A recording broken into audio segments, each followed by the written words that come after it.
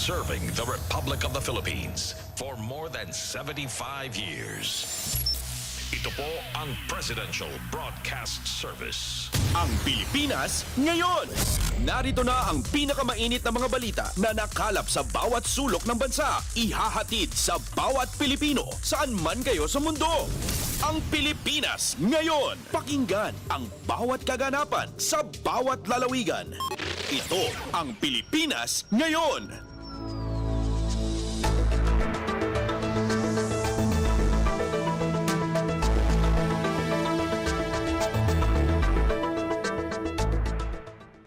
Magandang araw po sa ating mga tagapakinig. Welcome po ulit sa ating programang Ang Pilipinas Ngayon.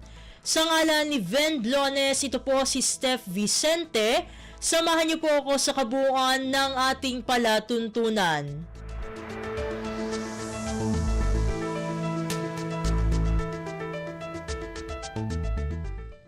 Tulad ng dati, mapakikinggan po ang ulat ng ating mga kapatid na himpilan sa probinsya, ang ating mga segmentong balitang negosyo at kalakalan, balitang sports at balitang artista, maging ang ilan sa mga pangunahing balita mula dito sa ating bansa. Yan po sa kabuuan ng ating palatuntunan, ang Pilipinas Ngayon. Kumpleto, detalyadong balitaan, di papahuli sa mahahalagang kaganapan. Kamustahin ang inang bayan, ang Pilipinas Ngayon.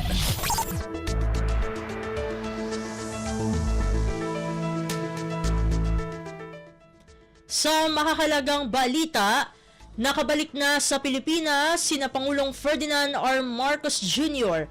at First Lady Liza Araneta Marcos sa bansa mula sa Jakarta, Indonesia ngayong Lunes, Oktubre 21, alas 5 ng umaga. Ang Pangulo at unang ginang ay dumalo sa inaugurasyon ng bagong Pangulo ng Indonesia na si President Prabowo Subianto at pangalawang Pangulo Gibran Rakabuming Raka. Sa impormasyong ibinahagi ni Presidential Communications Office o PCO Secretary Cesar Chavez, nakalapag ang eroplanong sinakyan ng Pangulo at unang ginang bandang alas 4:45 ng umaga. Samantala, ayon kay Secretary Chavez, tuloy-tuloy ang mga magiging aktibidad ng Pangulo ngayong Lunes. Ayon pa sa kalihim, pawang mga pribadong pagpupulong ang nakalinya ng mga aktibidad ng Pangulo, kabilang na ang administrative meeting na nakatakdang isagawa Lunes ng hapon. Pasada ng mga balita mula sa Pilipinas para sa mga Pilipino saan man sa mundo. Ang Pilipinas Ngayon.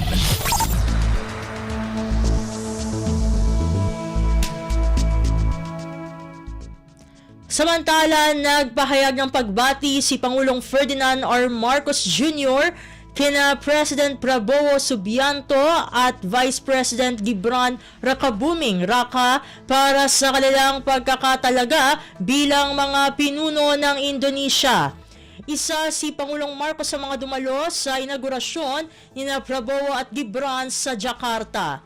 Sa kanyang mensahe, sinabi ni Pangulong Marcos na ang Indonesia ang isa sa mga matagal ng kaibigan ng Pilipinas sa rehiyon ng Association of Southeast Asian Nations o ASEAN. Binigyang din ng Pangulo na dapat pang palakasin ang bilateral relations ng Indonesia at Pilipinas. Ipinagdiriwang ng Pilipinas at Indonesia ang ika-75 taong anibersaryo ng diplomatikong relasyon ngayong buwan ng Oktubre. Kumpleto, detalyadong balitaan, di papahuli sa mahahalagang kaganapan. Kamustahin ang inang bayan, ang Pilipinas Ngayon.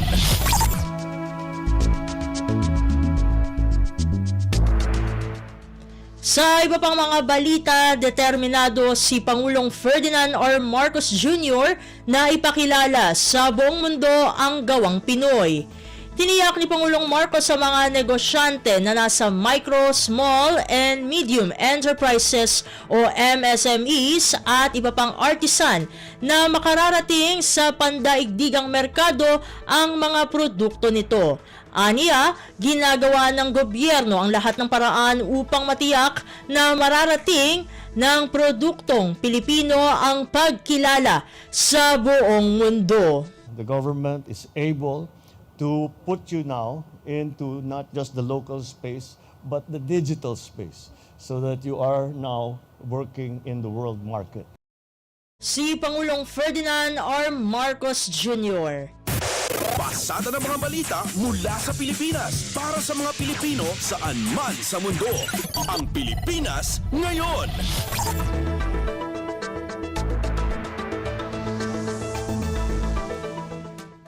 Sa iba pang mga ulat, mga kritisismo ni Vice President Sara Duterte na kulang sa leadership skills, si Pangulong Ferdinand R. Marcos Jr. refleksyon ng sariling pagkukulang bilang isang leader. Sinabi ni Senior Deputy Speaker Aurelio Gonzales Jr. na si Duterte ang may pagkukulang bilang leader lalo't nakaharap ito sa maling paggamit ng pondo noong kalihim pa ng Department of Education o DepEd. Dagdag ni Gonzales, nakatutok ang Pangulo sa ekonomiya, ugnayang panlabas at pagbibigay ng nararapat na tulong sa tinatawag na vulnerable sector at hindi ang pag-iwas sa pananagutan.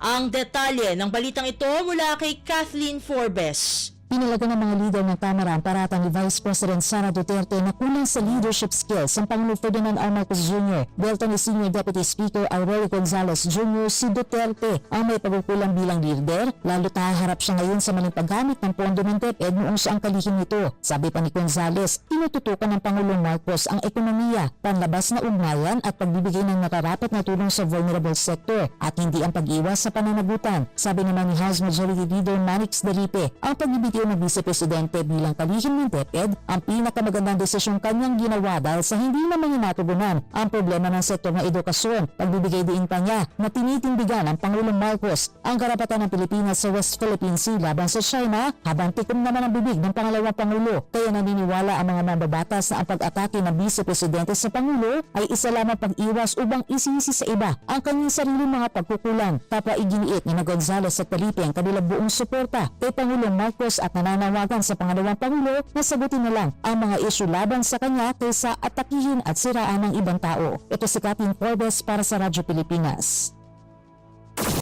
Kumpleto, detalyadong balitaan, di papahuli sa mahahalagang kaganapan. Kamustahin ang inang bayan, ang Pilipinas ngayon.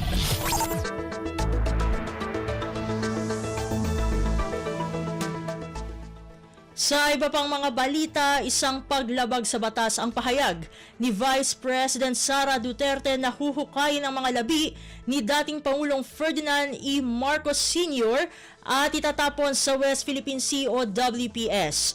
Ayon kay Justice Secretary Jesus Crispin Remulla, desecration of the dead ito na isang paglabag sa Revised Penal Code. Sinabi pa ni Remulla na hindi ito pahayag ng isang tao na sa matinong pag-iisip. Nabatid na nagbanta si VP Sara na huhukayin nito ang mga labi ni dating Pangulong Marcos Sr. na siyang ama ni Pangulong Ferdinand R. Marcos Jr. at itatapon aniya sa West Philippine Sea kung hindi titigil ang umano'y mga pag-atake laban sa kanya. Pasada ng mga balita mula sa Pilipinas para sa mga Pilipino saan man sa mundo. Ang Pilipinas ngayon.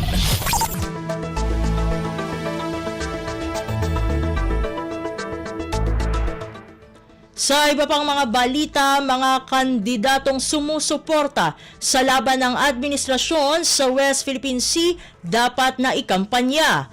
Ito ang binigang diin ni PCG Task Force on West Philippine Sea spokesperson Commodore J. Tariela matapos lumabas sa survey ng Pulse Asia na 73% ng mga Pilipino ang nagsabing hindi iboboto ang mga kumakandidatong pro-China. Ang detalye ng balitang ito mula kay Michael Rogas. Dapat lamang daw na tulungan at suportahan ang mga kandidato sa halalan 2025 ang mga kaisa ng administrasyon sa pagtatanggol sa teritoryo ng West Philippine Sea. Ito ang binigyan din ni PCG Task Force on West Philippine Sea spokesperson Commodore J. Tariela matapos lumabas sa survey ng Pulse Asia na ayaw iboto ng mga botante ang mga kandidatong pro-China. Sabi ni Tariela, sumasalamin lamang ito na nasa tamang direksyon ang pamahalaan ni Pangulong Bongbong Marcos Jr. sa laban ito para sa pagtatanggol ng teritoryo ng ating bansa. Sa nasabing survey, 73% ng mga Pinoy ang nagsabing hindi nila iboboto ang mga kandidatong pro-China. Dagdag pa ni Tariela, iwasan daw ng mga botante na piliin sa halalan ang mga nag-aaral pa lang ng salitang Mandarin para lamang bumati tuwing Chinese New Year. Ang laban daw sa West Philippine Sea ay hindi lamang laban ni Pangulong Bongbong Marcos Jr. kundi ito ay laban ng bawat mamamayan ng Pilipinas. Ito si Michael Rogas para sa Radyo Pilipinas. Kumpleto, detalyadong balitaan, di papahuli sa mahahalagang kaganapan. Kamustahin ang inang bayan, ang Pilipinas ngayon.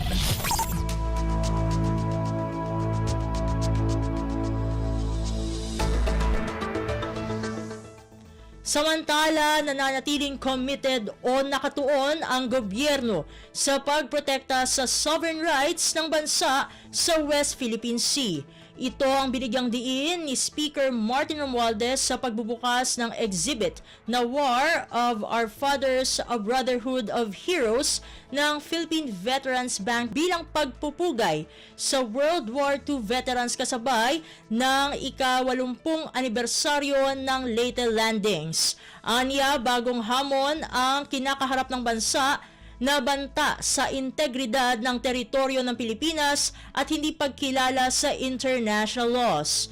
Dahil dito, tulad ng pakikipaglaban ng ating mga ninuno, katuwang ang mga kaalyado, pinapalakas ng Pilipinas ang pakikipag-alyansa nito sa ibang mga bansa na kinikilala at iginagalang ang prinsipyo ng kalayaan at demokrasya. Bilang opisyal ng gobyerno, kaisaan niya siya sa pagprotekta ng soberanya at pagsusulong sa payapang resolusyon ng mga alitan sa teritoryo salig sa UNCLOS. Paalala pa ng lider ng Kamara na ang pagdepensa sa karapatan at teritoryo ay paglaban para sa kinabukasan ng bansa. Pasada ng mga balita mula sa Pilipinas para sa mga Pilipino saan man sa mundo. Ang Pilipinas ngayon.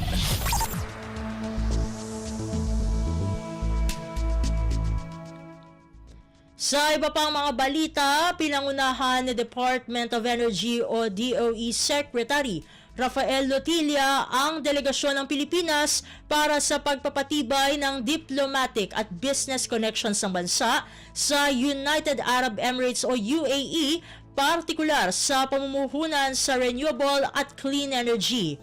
Kasama ang mga matataas na pinuno ng Maharlika Investment Corporation at mga pangunahing kumpanya sa enerhiya, nakipagpulong ang mga ito kay Suhail Al-Mazrouei, Energy Minister ng UAE at mga business leader mula sa Masdar, isang pandaigdigang leader sa renewable energy. Tinalakay sa mga pagpupulong ang mga potensyal na partnership sa sektor ng solar, wind at nuclear energy kung saan nagpahayag ang Masdar ng interes na magsagawa ng mga proyekto sa Pilipinas. Binigyang din ni Lotilla ang malaking potensyal ng bansa sa investment at pagtutulak ng gobyerno para sa malinis na energy transition kabilang ang hydrogen at small modular nuclear reactors. Ayon sa DOE, pinapakita ng misyon na ito ang dedikasyon ng Pilipinas sa energy diplomacy na titiyak sa sustainable development at energy security sa ilalim ng pamamahala ni Pangulong Ferdinand R. Marcos Jr. Kumpleto, detalyadong balitaan, di papahuli sa mahahalagang kaganapan. Kamustahin ang inang bayan, ang Pilipinas ngayon.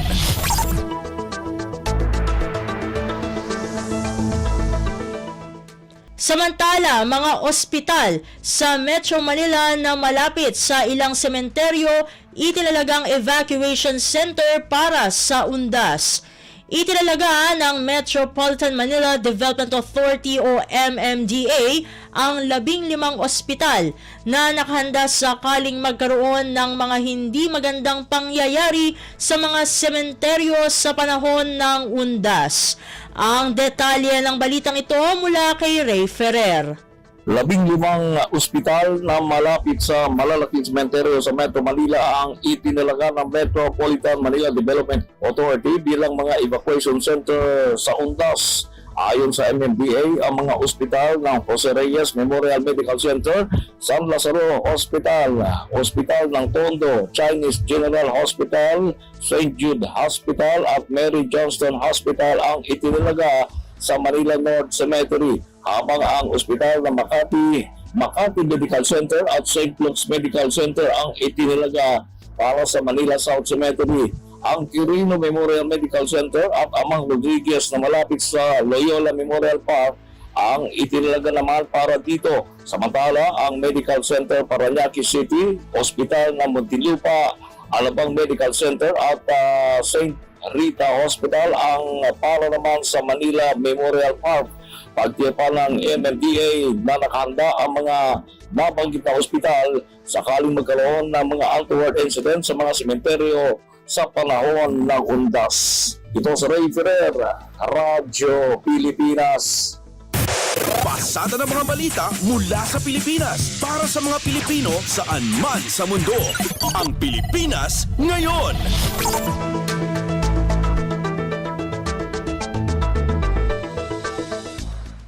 Sa iba pang mga balita, nagpaalala naman ang Parañaque Integrated Terminal Exchange o PITX sa mga pasaherong nagbabalak na umuwi sa nalalapit na undas. Ayon sa pamunuan ng PITX, dapat paghandaan ng mga pasahero ang pagbiyahe para maiwasan ang hindi inaasahang pangyayari.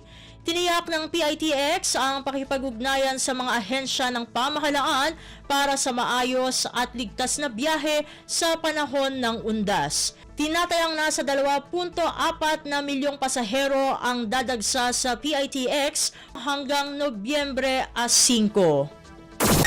Kumpleto, detalyadong balitaan, di papahuli sa mahahalagang kaganapan. Kamustahin ang inang bayan, ang Pilipinas ngayon.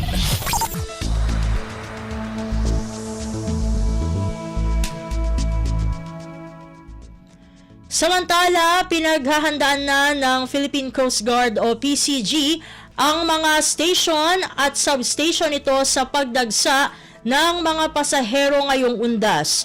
Sa direktiba ni PCG Admiral Ronnie Hill Gavan, itataas ang kanilang alerto mula Oktubre at 31 hanggang Nobyembre 5. Ito ay dahil sa inasahang pagdagsa ng mga pasahero gamit ang iba't ibang uri ng transportasyon. Paalala ng PCG sa mga pasahero, asahan ang mas mahigpit na seguridad sa mga pantalan, paliparan at terminal sa mga susunod na araw. Ayon sa PCG, ang paghanda ay upang matiyak ang seguridad ng publiko na babiyahe ngayong undas. Pasada ng mga balita mula sa Pilipinas para sa mga Pilipino saan man sa mundo. Ang Pilipinas ngayon.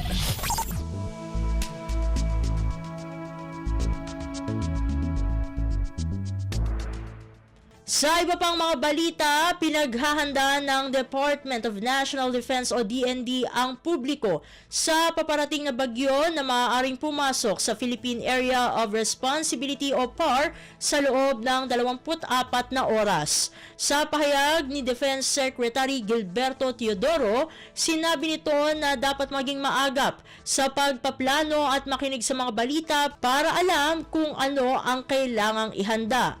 Ayon sa Pag-asa, inaasahang magiging bagyo ang isang low-pressure area sa bahagi ng Vira Catanduanes sa loob ng 24 oras. Lumabas sa pag-aaral ng Department of Social Welfare and Development o DSWD na mahigit 1 milyong individual ang maaaring maapektuhan ng inaasahang bagyo. Tinatayang 5,000 638 mga barangay ang nanganganib dahil sa pagguho ng lupa at pagbaha. Sa oras na maging bagyo sa loob ng PAR ay papangalanan itong Christine at magiging ika-11 bagyo ngayong taon. Kumpleto, detalyadong balitaan, di papahuli sa mahahalagang kaganapan. Kamustahin ang inang bayan, ang Pilipinas ngayon.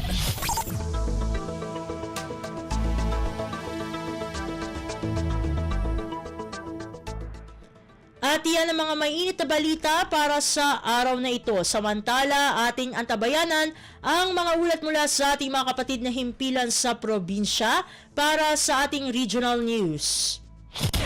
Balita mula sa lalawigan sa bawat rehiyon ng ating bayan.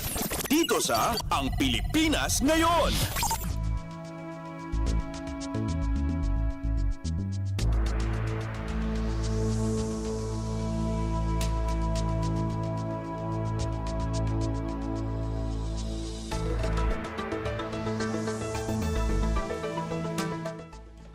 Narito na ang bugson ng ating mga regional news. Dumako muna tayo sa rehiyon ng Luzon.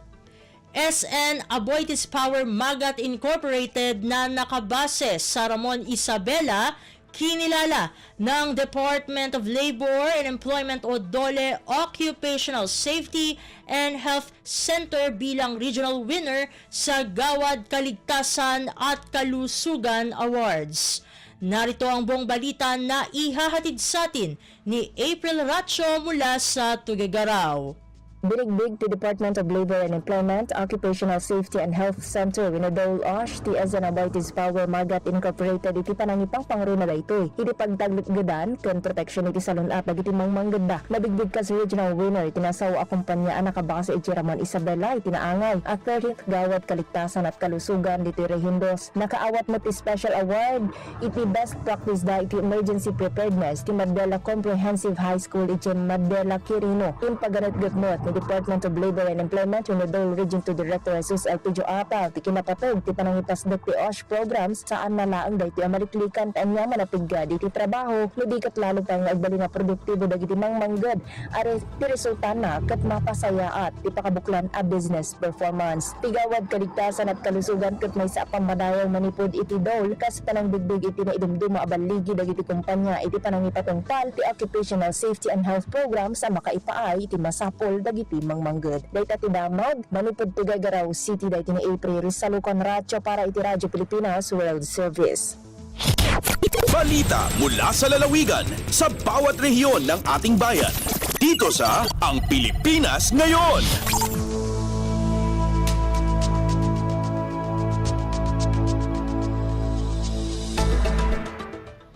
Inyong napakinggan ang ulat ni April Racho mula sa Tuguegarao. Dakuin naman natin ang Baguio City, kasunduan para sa Breath Love Program, pinagtibay ng mga lokal na pamahalaan ng Baguio at La Union. Ang kabuang ulat ihahatid sa atin ni Jong Munar. Napirma ng timay isang Memorandum of Understanding itinagbaytan ti probinsya ti La Union ken siyudad ti Baguio nga Indauloan, the Governor Rafael Veronica Ortega David ken Mayor Benjamin Magalong. Iti MOU nga nakaangkla ti Tourism Governance Strategies dagiti duwa nga lokal o gobyerno, babayan iti Breathe Love, Breathe Baguio, Love La Union, et panggap na pabigsaan pa iti sektor ti turismo itinagbaytan iti La Union ken siyudad ti Baguio. Inyibkas ni Governor Ortega David ti gagarna para ti dayto nga partnership kinunana at ti Breathe Love ket adan inisyatibo ang mangitan dudo iti sermata para iti dynamic sustainable tourism industry a pagnumaran iti La Union ken siyudad iti Baguio. Kinunamot ni Mayor Magalong at nasa nga partnership ket nasayat agundaway tapno mapagkaykaysa duan niya managiti pagpigsan ti Baguio ket kasama ti La Union tapno mapadas ken marikna nagiti turista iti podbundo nga holistic experience a pagnumaran mat iti lokal gobyerno ken La Union. Manipod iti Radyo Pilipinas Baguio, Jong Munar, nangipadamag para iti Radyo Pilipinas World Service. Balita mula sa lalawigan sa bawat rehiyon ng ating bayan. Dito sa Ang Pilipinas Ngayon.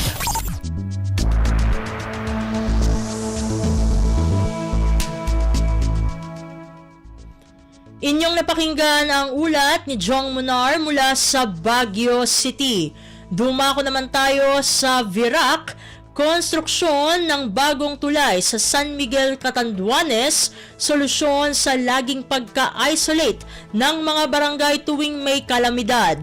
Ang detalye ng balita ihahatid naman sa atin ni Juris de la Rosa. Nagpupuo na ang konstruksyon kan bagong tulay sa banwaan ni San Miguel sa probinsya ng Catanduanes na masimbag sa awat ng kagustuhan asin hinahagad kan mga residente na masolusyonan ang problema ng pagiging isolated lambang may kalamidad o mga pagbaha. Sigon kay Congressman Leo Rodriguez ng Catanduanes, 90 million pesos ang kantidad ka nasabing proyekto na napapunduhan sa gobyerno nasyonal kaining nakaaging taon asin niya nagpupuo na ang konstruksyon. Sigon kay Rodriguez, ang nasabing tulay iyo ang masugpon sa barangay Katipunan asin Patagan. Kapag inina kompleto na ang nasabing tulay, dai na magiging isolated lambang may kalamidad o mga pagbaha ang mga barangay ng Siay, Dayawa, Ubo, Pakugon asin Patagan, kabali na ang iba pang mga sitio ng San Miguel na nasa ibong naladukan Bato River. Magigirumduman sa mga nag-aging taon, dakulo ng mga residente kan nabanggit na mga lugar ang apektado kada may kalamidad o pagbaha. Dahil sa liitsa ng mga pag-uuran, umaapaw na ang Obos Spillway na iyusan na ang tanging access para makaluwas asin makalaog sa saindang mga lugar. Halivera Catanduanes, Juris de la Rosa para sa Radyo Pilipinas World Service. Balita mula sa lalawigan sa bawat rehiyon ng ating bayan. Dito sa Ang Pilipinas Ngayon.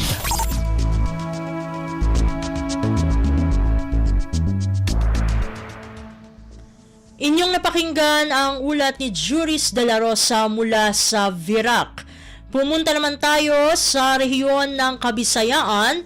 Department of Labor and Employment o DOLE Region 7 naibigay na ang mahigit 55 milyong pisong monetary claims ng mga empleyado sa rehiyon.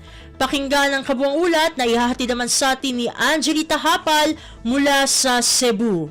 Moabot sa kapin 55 milyones ka pesos na kantidad sa mga benepisyo ang nahatag sa mga empleyado nga nagpakitabang sa Department of Labor and Employment Region 7 pinaagi sa Single Entry Approach Consena Program. Gikan sa buwan sa Enero hangtod sa Setyembre ning kasamtangang tuig, ang DOLE 7 nakadawat og 1,862 ka mga request for assistance, din 1,435 niini ang nasettle pinaagi sa Sena. Ang DOLE Sena unit nakakuha og 96% ka settlement rate, din mopabat sa 43.7 milyones ka pesos nga monetary benefits na nadawa sa 1,334 ka mga trabahante. Sakop sa mga unit ang lalawigan sa Subo, apil na ang tulo ka mga dagkong syudad, ang Cebu City, Mandawi City ug Lapu-Lapu City. Samtang sa Negros Oriental, 6.2 milyones ka pesos ang kinatibukan ng kantidad ni nahatay sa 270 ka mga trabahante. Sa kinatibukan mokabat sa 1,667 ka mga empleyado ang natabangan sa DOLE 7 nga mahatag ang ilang mga benepisyo sa ilang pagpanabaho. Gipasabot ni DOLE 7 Director Lilia Isiliore nga pinaagi sa Sena, dunay 30 ka adlaw ang mga Single Entry Assistance Officers sa pagsettle sa ilang madawat nga RFAs, pinaagi sa pagpahigay og conciliation mediation hearing tali sa gireklamo nga employer ug ang reklamanteng empleyado. Pinaagi sa DOLE Sena program, mas gipasayon dili gasto ug paspas ang pagresolba sa mga reklamo sa mga trabahante batok sa ilang employer. Gikan dinhi sa Dakbayan sa Subo, Angelita Hapal alang sa Radyo Pilipinas World Service.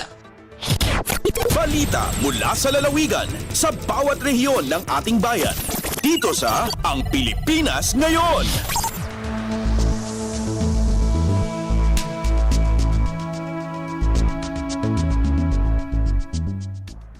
Inyong napakinggan ang ulat ni Angelita Hapal mula sa Cebu. Dakuin naman natin ang Iloilo, Pinay Boracay. Malaki ang pasasalamat sa Department of Agriculture o DA. Narito si Bing Pabiona para sa detalye ng balita.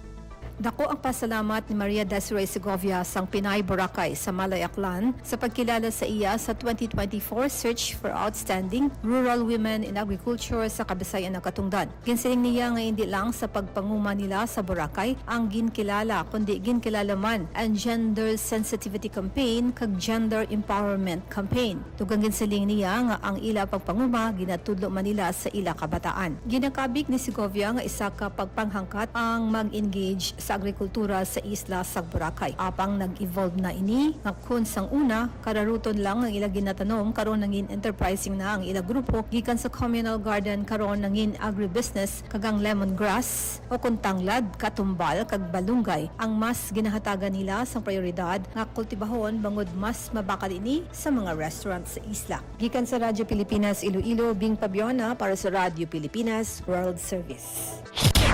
Balita mula sa lalawigan sa bawat rehiyon ng ating bayan. Dito sa Ang Pilipinas Ngayon.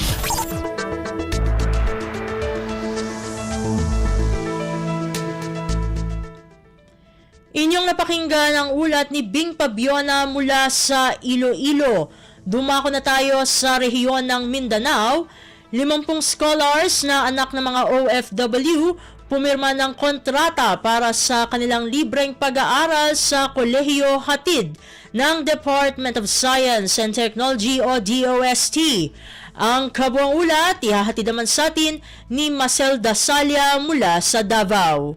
Mipirma na o kontrata o gipailam sa usa ka oryentasyon ang 50 ka mga estudyante nga nakapasar sa scholarship sa Department of Science and Technology kun DOST 11 katong adlong Sabado, October 19 nga gihimo sa Apo View Hotel dinhi sa Davao City. Kauban sa mga scholars ang ilang mga ginikanan o guardian, din kadaghanan kanila mga seafarers, domestic workers, hotel and resto workers ug mga medical workers. Ang 50 ka mga scholars nga naka-enroll sa nagkadaiyang tulungaan dinhi sa syudad makadawat og dag 60,000 pesos matag tuig isip scholarship grant. Dako usab ang pasalamat ni Yeshua Khalil Aparicio, first year computer engineering student sa Mapua Malayan Colleges, Mindanao, o guardian niini nga si Mary Jen Perez tungod akong tabang ang pagka-scholar sa DOST sa inahan niini nga nagatrabaho sa usa ka cruise ship.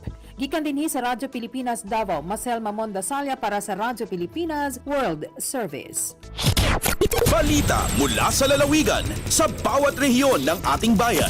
Dito sa Ang Pilipinas Ngayon.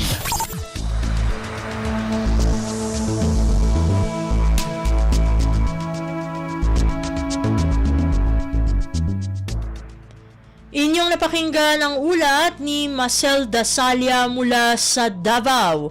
Dakuin naman natin ang Butuan. 8 focus crimes sa Caraga Region bumaba ngayong taon. Community at stakeholder collaboration pinapalakas para sa patuloy na crime reduction goals. Ang detalye ng balita ihahatid sa atin ni Jocelyn Morano. Police Regional Office 13 mapasigarbuhong gitaho ang 11.5% pag-ubos sa natalang 8 focus crimes sa Caraga Region gikan sa bulan sa Enero taman Setyembre ng tuiga o gikan sa 1,086 last year miubos kini sa 961 karon tuiga. Ang focus crimes mao ang murder, homicide, physical injury, rape, robbery, theft og motorcycle and motor vehicle carnapping. Sigon ni Pro 13 Regional Director Police Brigadier General Alan Nazaro, ang pagkunhod resulta sa gisustining mga police operations og pagprioridad nga butangan og pulis ang mga nailang high traffic areas. Ang hataas nga pagkunhod mao ang rape, robbery, motorcycle carnapping ug murder gikan sa 370 sa 2023 nahimo na lamang kinig 228 sa 2024 ug dunay 38.4% nga pag-ubos. Pahinumdum lang ni RD Nazaro, ipadayon ang community and stakeholder collaboration para katabangan ang Pro 13 sa crime reduction goals niini. Gikan sa RP Butuan, kini si Jocelyn Morano para sa Radyo Pilipinas World Service. Balita mula sa lalawigan sa bawat rehiyon ng ating bayan. Dito sa Ang Pilipinas Ngayon.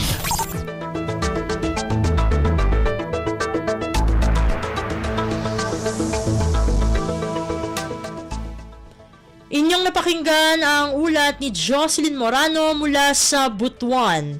Dito na nagtatapos ang ating regional news. Narito naman ang ating segmentong Balitang Negosyo at Kalakalan na susundan ng segmentong Balitang Sports, parehas na ihahatid sa atin ng ating kasamang si Leo Magpayo. Lagay ng ekonomiya, kalakalan, negosyo at iba pa. Atin ang alamin dito sa Ang Pilipinas Ngayon. Magandang araw. Narito na po ang Balitang Negosyo at Kalakalan. Inaasahang makakamit ng bansa ang 3.1% inflation sa taong 2024 base sa pagtaya ng Bangko Sentral ng Pilipinas o BSP. Paliwanag ni BSP Assistant Governor of the Monetary Policy Subsector, Zino Abenoja, ito ay dahil sa mas mababang inflation rate sa buwan ng Agosto at Setyembre, kaya may hila nito pababa ang inflation rate para sa buong taon. Pasok pa rin ito sa inflation target ng economic managers na nasa 2 hanggang 4% para sa taong 2024, mas mababa ito sa naunang baseline forecast na 3.4%. Samantala, inaasahan naman ang uptick sa inflation sa susunod na taon na nasa 3.3% mula sa naunang pagtaya na 3.1% para sa taong 2025. Sinabi ni BSP Governor Eli Remolona, inaasahan nilang bahagyang aakyat ang inflation rate ng 2025 at 2026 dahil sa upside risk to inflation.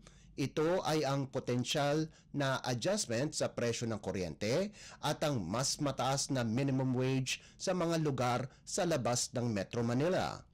Habang mananatili naman na nasa downside factors ang epekto ng mas mababang taripa sa imported na bigas. Lagay ng ekonomiya, kalakalan, negosyo at iba pa. Atin ang alamin dito sa Ang Pilipinas Ngayon. Umakyat ang ranggo ng Pilipinas sa Global Index on Economic Freedom mula sa dating 68th spot, ngayon ay pang 59th spot na ang bansa na nakuha ng mataas na score sa Trade, Freedom and Property Rights.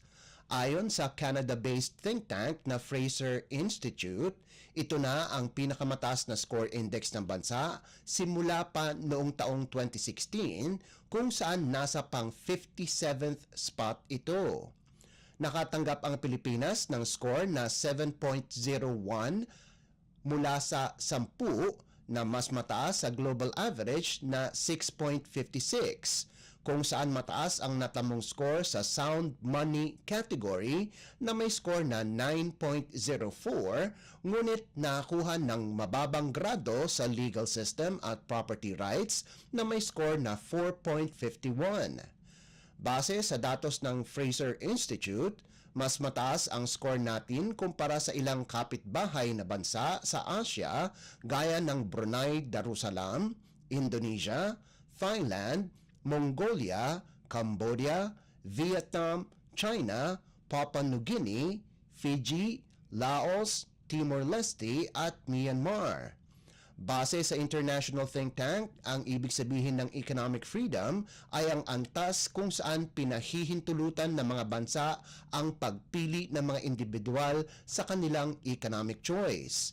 Ang mga ranggo ay ibinatay sa government spending, marginal tax rates, public investment, state ownership of assets, property rights, robust legal systems, contract enforcement, access to global trade at level of state regulation.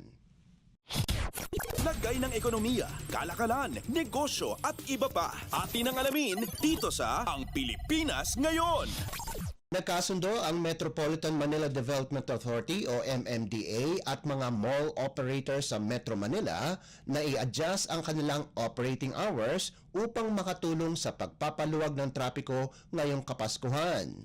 Sa pulong balitaan sa Pasig City, kasama ang mga mall operator at utility companies sa Metro Manila, sinabi ni MMDA Chairman Romando Artes na napagkasunduan na ang pagbubukas ng mga mall ay i-adjust sa alas 11 ng umaga at palalawigin ang oras ng kanilang operasyon sa gabi. Layunin nito na mabigyan ang mga mamamayan ng pagkakataong makaiwas sa rush hour at magawa ang kanilang last-minute shopping. Nanawagan din ang MMDA na gawing alas 11 ng gabi hanggang alas 5 ng umaga ang oras ng deliveries maliban sa mga produktong madaling masira tulad ng pagkain. Bukod dito, hiniling din sa mga mall operator na iwasan muna ang pagdaraos ng mall-wide sale bagamat hindi pipigilan ang mga individual store sales sa loob ng mga mall. lagay ng ekonomiya, kalakalan, negosyo at iba pa. Atin ang alamin dito sa Ang Pilipinas Ngayon. At para naman sa sports balita, Updates at pinakahuling mga usapin sa mundo ng palakasan. Atin ang pakinggan dito sa Ang Pilipinas Ngayon. nawakasan din ni Kai Soto at ng Koshigaya Alphas ang kanilang kamalasan para kunin ang kanilang unang panalo sa 2024 to 2025 season ng Japan B-League. Tinulungan ng 7'3" Gilas Pilipinas player ang Koshigaya sa 88 to 81 panalo laban sa Shimane Susano Magic sa larong ginanap sa Winghat Kasukabe, kung saan nagposte si Soto ng isa na namang double-double performance. Nakagawa si Soto ng 22 puntos at 10 rebounds bukod pa sa 2 steals, 1 assist at 1 block para kunin ng Alphas ang una nilang panalo sa loob ng 5 laro sa Eastern Division ng Liga. Isa rin sa mga nagpakitang gilas sa Liga si Roosevelt Adams, kung saan ang Filipino-American wingman ay pinangunahan ang Yamagata Wyverns sa isang panalo laban sa Toyama Grouses. Ito na ang isa sa pinakamagandang laro ni Adams ngayong season, kung saan nakapagtala ito ng 28 puntos, 3 rebounds, 1 assist at 1 steal, kung saan dinomina ng Toyama ang laban 107 to 78 sa larong ginanap sa Yamagata Prefectural Sports Park. Dahil sa panalo, gumanda ang record ng Wyverns sa 2 to 3 sa Eastern Division. Updates at pinakahuling mga usapin sa mundo ng palakasan. Atin ang pakinggan dito sa Ang Pilipinas Ngayon.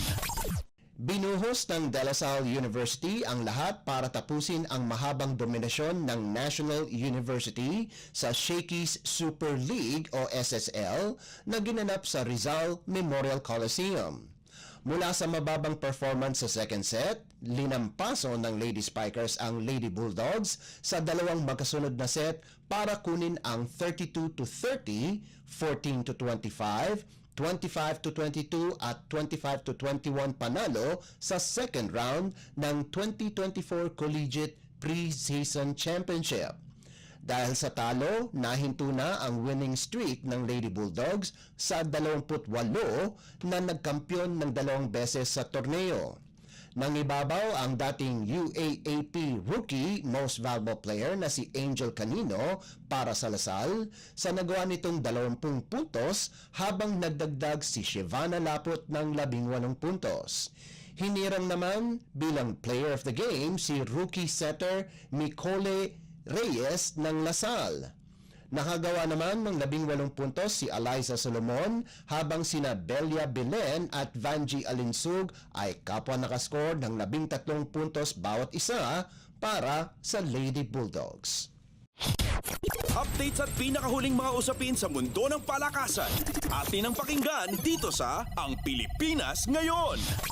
Nahinto ng VNS Griffins ang Martelli Meats Master Butcher sa hangarin nitong palawigin ang laban sa 2024 Spikers Turf Invitational Conference, kung saan nakuha ng VNS ang 25 to 21, 25 to 17 at 29 to 27 panalo sa larong ginanap sa Inares Sports Arena.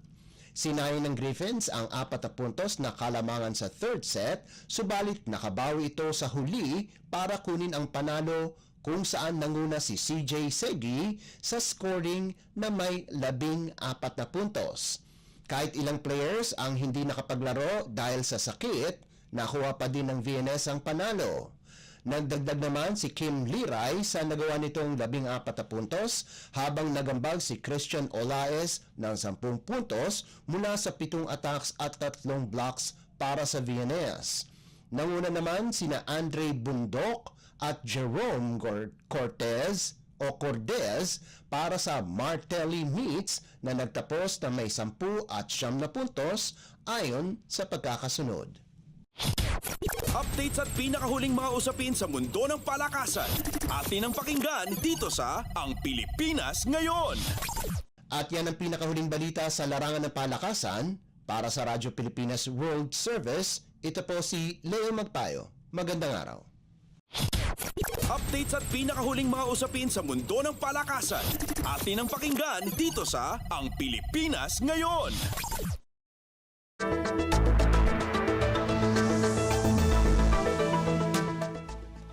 Maraming salamat, Leo, para sa ating mga segmentong Balitang Negosyo at Kalakalan at Balitang Sports. Samantala, narito naman ang ating segmentong Balitang Artista na ihahatid naman sa atin ng nag-iisang si Mama JT. Ang latest, ang hottest sa showbiz and entertainment. Heto na sa Ang Pilipinas Ngayon.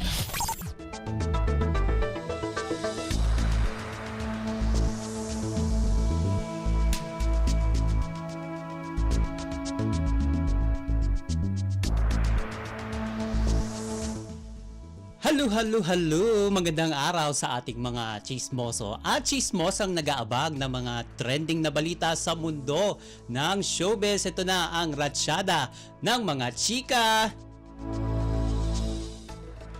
Pinuri ng mga netizen ang award-winning veteran na actor at restaurant owner na si Joel Torre matapos niyang makibahagi sa isang feeding program sa isang elementary school sa Mindanao noong World Food Day. Mababasa sa Facebook post ng World Food Program ang pagpapakain ni Torre sa 340 mag-aaral ng dato sa Biwang Elementary School sa Bangsamoro Region. Siya raw mismo ang nagluto, naghanda at nagbigay nito sa mga mag-aaral. At mababasa sa post ng WFO ang isinagawang pagpapakain ni Joel Torre sa mga kabataan sa isang paaralan noong nasabing World Food Day. Kabilang kasi ang dato sa Biwang Elementary School sa siyam na paaralan sa naturang rehiyon na nagpapatupad ng homegrown school feeding program na tutugon sa nutritional needs ng mga mag-aaral. Samantala, mababasa naman sa Facebook page ng resto ni Torre ang JT's Manukan ang pagtugon niya sa nabanggit na appreciation post ng OWFP. Anya, quote and unquote, honored, humbled, and grateful to be a part of something bigger than ourselves. UN World Food Program partners with JT's Manukan Grill in Bangsamoro Autonomous Region in Muslim Mindanao to celebrate World Food Day. Ang latest, ang hottest sa showbiz and entertainment. Heto na sa Ang Pilipinas Ngayon.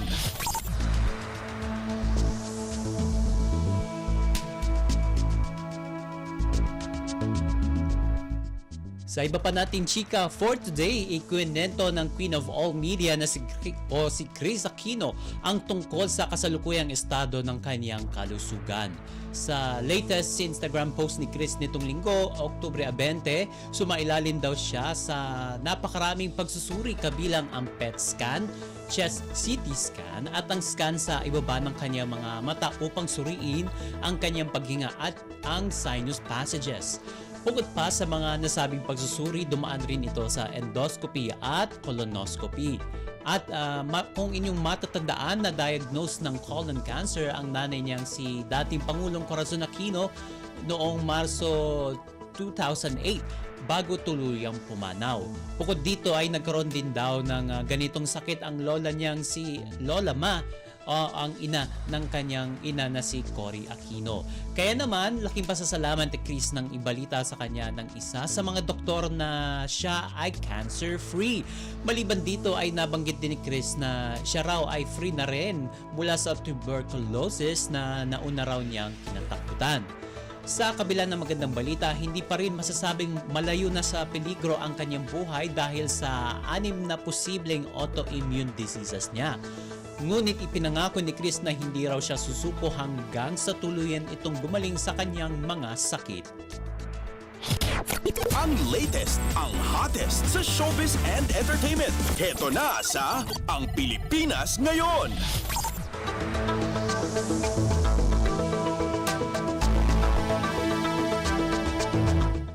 Sa uli natin chika for today, at kasalukuyang umanong nalilink ang batikang aktres na si Lorna Tolentino sa co-star niya sa Batang Quiapo na si Senator Lito Lapid.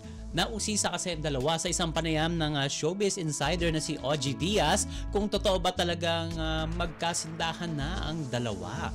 Sa isang video clip na inere sa kanyang vlog ay napansin ito na tila blooming si Lorna. Ngunit agad na nilinaw ng aktres na wala silang ugnayan ng senador at nasambit nito na ang nakatagang I love myself.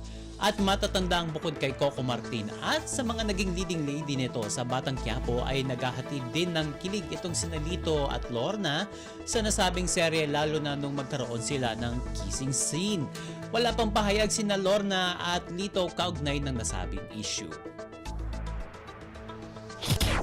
Ang latest, ang hottest sa showbiz and entertainment. Heto na sa Ang Pilipinas Ngayon.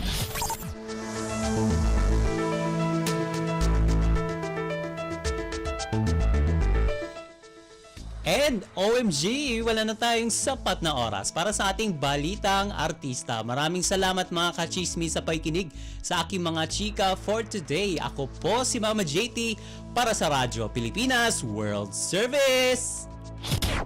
Ang latest, ang hottest sa showbiz and entertainment. Heto na sa Ang Pilipinas Ngayon.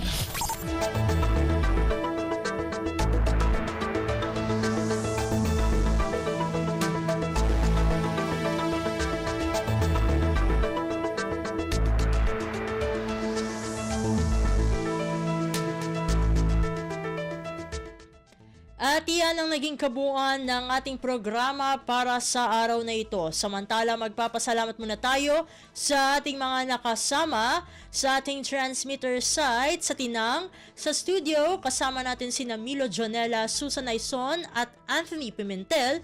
Pinasasalamatan din natin ang ating executive producer para sa araw na ito na si Jerome Toledo. Salamat din sa mga naghatid ng mga ulat mula sa Kamaynilaan at mga probinsya, pati na rin ang naghatid sa atin ng mga segmentong Balitang Negosyo at Kalakalan at Balitang Sports na si Leo Magpayo at ng segmentong Balitang Artista na si Mama JT. At syempre, maraming salamat sa ating station manager na si Mr. Ray Sampang. Maraming salamat po hanggang sa susunod na edisyon ng ating palatuntunan. Huwag kalimutang mag-like, mag-follow at mag-subscribe na sa mga social media account ng Radyo Pilipinas World Service upang maging laging updated sa mga mahahalagang balita. Sa ngalan ni Ven Blones, ito po si Steph Vicente. Mabuhay po tayong mga Pilipino. At yan ang Pilipinas Ngayon. Muling samahan si Ven Blones sa parehong oras at alamin ang pinakahuling mga kaganapan at balita saan man kayo naroon. Ang Pilipinas Ngayon.